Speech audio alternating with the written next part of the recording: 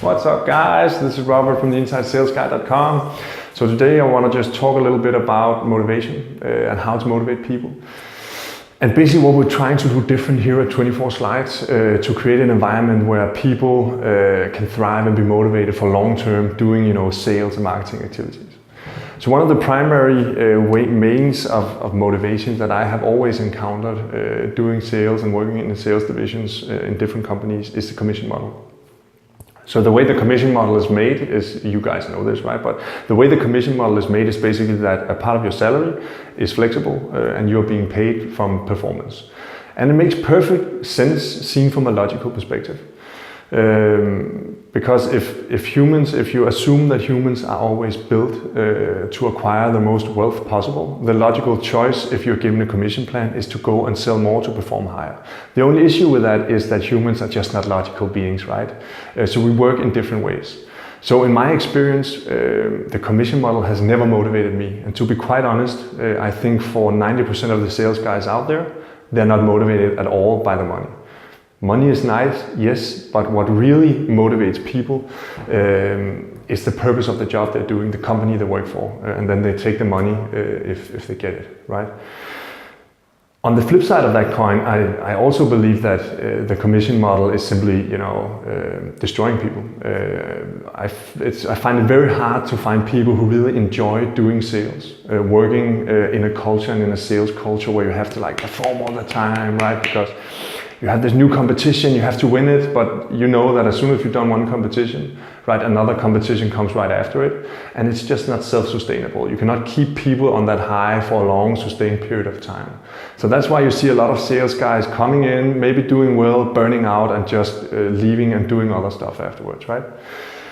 So we're trying to do it differently here in 24 Slides. Basically what we're going to do is that we're going to completely remove a commission model, right? So there's going to be none of our sales guys is going to be commissioned on anything. They're going to have a target. We're going to be super ambitious. We're going to sell a lot of stuff, call a lot of customers. We're just not going to pay them based on who they call, how many they call, how much they close. Having a commission model in a sales division, if you ask me, just brings you a whole lot of problems. I call it the long tail of shit from the commission model, right? Because basically to measure somebody and pay somebody a salary based on a performance, you have to be very strict and enforce that they only do a specific task.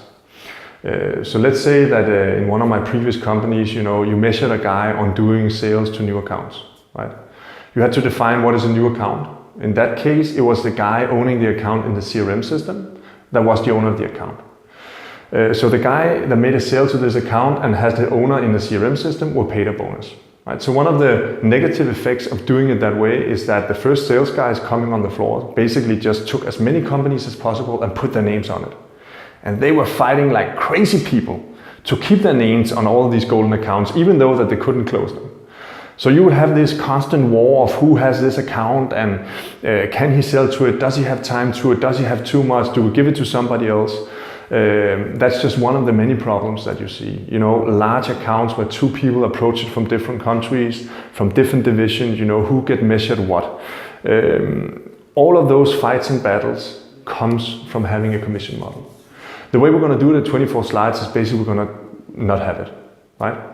So basically we're going to look at the marketing department, we're going to look at the sales department, we're going to put the two together. So the sales guys are doing the sales, they're the engine of the car, pushing it forward, right? The marketing departments are going to attract traffic into the site and convert it to leads that we put into to the sales department, right? So they're the gasoline that you pour on the car. We're not going to measure anybody on anything specifically. So that means a guy can come in here and he can be a super hunter sales guy. But he might find out after 3 or 6 months that it actually makes a lot more sense if he goes more into account management. He might prefer or be more efficient doing a split between hunter sales and account management. He actually might, after a 7 month, come to the conclusion that marketing is super funny. And not only do I like marketing, but I'm really good at it, right? So it'll be worth my time to spend some of my time doing marketing, helping marketing, optimizing marketing to get the leads in. And basically we're going to create a combined department where we're going to measure the entire team on the overall performance of what we do. So we're going to take all costs to our marketing, to our salaries, to everything, put it together, and then see, how much revenue do we get. By doing that, it's no longer an individual being measured doing individual tasks, but it's the entire team being measured on our overall, value creation to the business, which is revenue, right? I think that is a super healthy way of doing it. I think we can instill a lot of autonomy. Basically, with the next guy we're going to hire, he can basically pick and choose what he wants to do. He's going to have a lot of skills on how to do sales, and basically he can, pick where does he want to go. If he 3 months down the line figure out, listen, this vertical, I am super good with financial institutions. I know how to attack them. I know what marketing channels to set up. He can just go for it. The only thing that everybody will be motivated to do is to make sure that we have the biggest financial impact on our own company and make sure that we maximize our revenue and keep our costs low. I believe that's a much more efficient way of going. And at 24 Slides, we are very passionate about helping creative people in emerging markets to a whole different level of career that they always have, right? So we're very purpose-driven as it is, right? We make a real impact for people around the world. And obviously you put that on top of it, I think we can, basically create a platform where it can be the best sales job in the entire world, right?